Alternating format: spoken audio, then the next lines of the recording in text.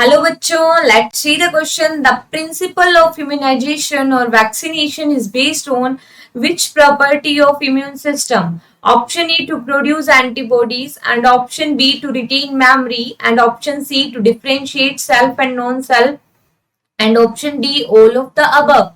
Let's see. देखो vaccination what does it mean. तो vaccination में हम क्या देते हैं, तो वैक्सीनेशन के अंदर पैथोजन को इंसर्ट किया जाता है किसी बॉडी में। वो जो पैथोजन है वो लाइव भी हो सकता है, वो इनएक्टिव भी हो सकता है, ठीक है, वो कोई प्रोटीन मॉलिक्यूल भी हो सकता है and it may be also attenuated. ठीक है, what is the meaning of attenuated? Live but inactive. ठीक है, लाइव बट वीक जो पैथोजन होगा। तो इस टाइप के पैथोजन को एंटर किया जाता है थ्रू वैक्सीन। ठीक है, और इस प्रोसेस को हम बोलते हैं वैक्सीनेशन और इम्यूनाइजेशन, क्योंकि इस पैथोजन के अगेंस्ट हमारी बॉडी को इस एंटीजन को क्या किया जाता है, पहचान कराई जाती है बॉडी की विद दिस एंटीजन, और इस स्पेसिफिक एंटीजन के अगेंस्ट बॉडी क्या फॉर्म करेगी, एंटीबॉडी। ऐसा क्यों?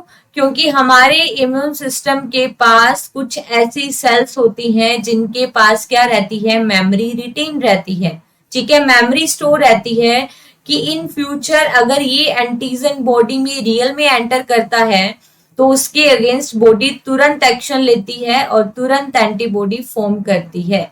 ये प्रोसेस कैसे होता है? तो देखो हम देखते हैं कि हमारी जो बी लिम्फोसाइट सेल्स है, ठीक है, बी लिम्फोसाइट सेल्स क्या करती है, एंटीबॉडी का प्रोडक्शन करती है। एंटीबॉडी प्रोडक्शन करती है तो कैसे, कोई भी पैथोजन एंटर किया बॉडी में, उस एंटीजन के अगेंस्ट बी लिम्फोसाइट बनाएगी antibody. Firstly B lymphocyte cells two cell form करती हैं। One is the plasma cell and another one is the B memory cell. Plasma cells जो होती हैं वो डिफरेंशिएट होके उस पर्टिकुलर पैथोजन के अगेंस्ट क्या बनाती हैं, एंटीबॉडी फॉर्म करेंगी, डिफरेंशिएट होंगी और एंटीबॉडी फॉर्म करेंगी। ये जो प्लाज्मा सेल है आफ्टर किलिंग दिस एंटीजन ये क्या हो जाती है, डेड हो जाती है। इनका लाइफ स्पान कुछ ही आवर्स का होता है। बट जो बी मेमोरी सेल्स होती हैं ये इनिशियली अनडिफरेंशिएटेड फॉर्म में ही रहती हैं। ठीक है, और इनका जो लाइफ स्पैन होता है ये काफी लॉन्ग लाइफ होती है। ठीक है, लॉन्ग लाइफ। और क्या होता है कि अगर वो एंटीजन दोबारा से जब एंटर करता है देन ये बी मेमोरी सेल डिफरेंशिएट होंगी और फर्दर एंटीबॉडी बनाएंगी।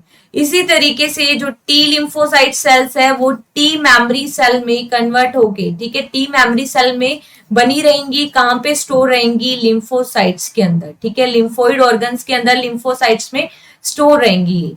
ठीक है, तो इस तरीके से ये जो मेमोरी सेल्स होती हैं, T memory cell and B memory cell, वो क्या करती हैं, वो उस एंटीजन के लिए अगर वो नेक्स्ट टाइम एंटीजन आता है तो उसके लिए तुरंत एंटीबॉडी बनाएगी। कौन, बी लिम्फोसाइट्स, और उसकी हेल्प कौन करेगी, टी लिम्फोसाइट सेल। ठीक है, तो वैक्सीनेशन किस प्रॉपर्टी के ऊपर बेस्ड होता है, टू रिटेन मेमोरी। क्योंकि फर्स्ट टाइम जब एंटीजन बॉडी में एंटर करता है तो वो प्राइमरी रिस्पॉन्स होता है। ठीक है, 1 degree response mean primary response, जो कि क्या होता है, लो इंटेंसिटी का होगा। बट नेक्स्ट टाइम अगर सेम एंटीजन बॉडी में एंटर करता है तो वो सेकेंडरी एनिमिस्टिक रिस्पॉन्स होगा और हाई इंटेंसिटी का होगा। So the characteristic feature is the to retain memory. ठीक है, to produce antibodies, to differentiate self and non self, and these are the features of our immune system. But vaccination is basically based to retain memory. So here correct answer is option B. Best of luck.